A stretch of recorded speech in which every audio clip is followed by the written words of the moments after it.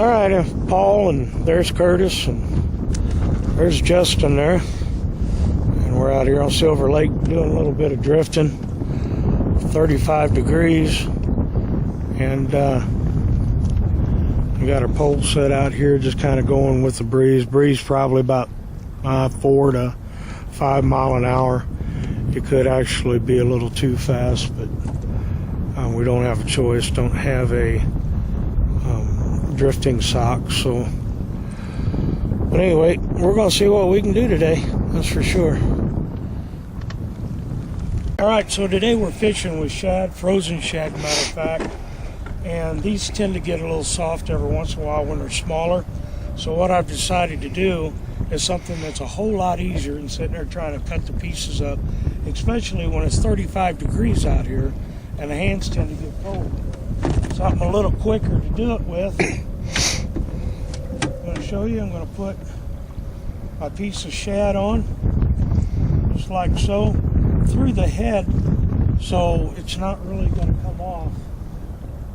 And what I do is I take a pair of surgical scissors. You can buy these pretty cheap, pharmacies, whatnot. So here's what I do.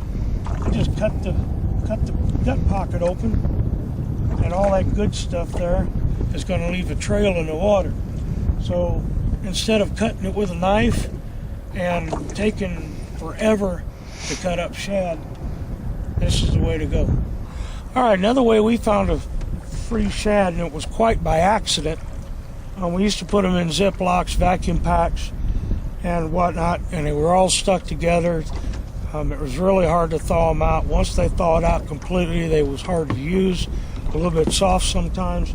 So accidentally, I was loading up some shad to get ready to go fishing, and I had some partial bags. So what I did is I scooped them out, put them in a colander where all the water drained off them, and then I just laid them flat in here. If you notice, I could sit there, take my, and this is frozen shad, folks. It's frozen, but I can still take and flake one off, a whole shad, and it doesn't break apart on me. So I can always use the head section, cut the tail section off about in the gut pocket area, and we're good to go. I don't have to waste the bait. Because if you've seen one of my other videos, don't waste the bait means eating the bait, and I ain't eating these.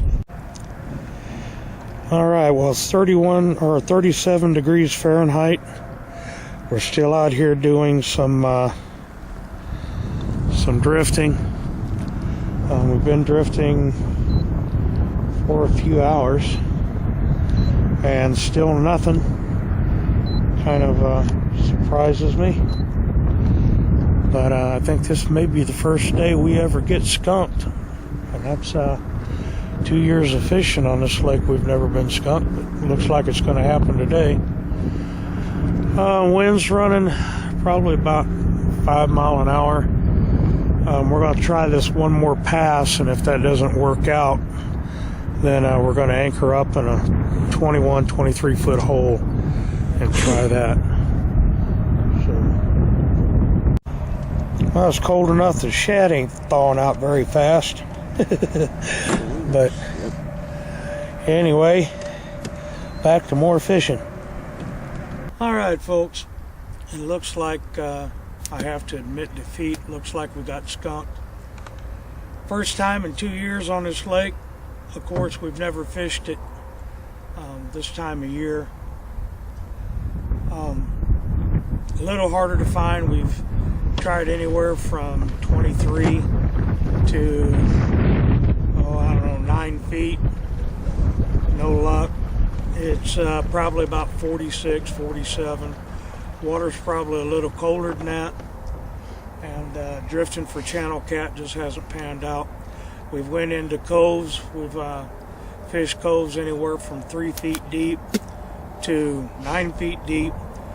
Still no luck. We anchored into the coves, nothing. So we're getting ready to quit now, so we're doing a little bit of drifting on the way back. And notice a lot of people still got their decoys out too. That kind of surprising me. Bunch of snow geese decoys. But with that being said, man, I got to admit defeat. I can't believe it. So until next time, keep those lines tight. And remember, if you ain't fishing, you ain't living.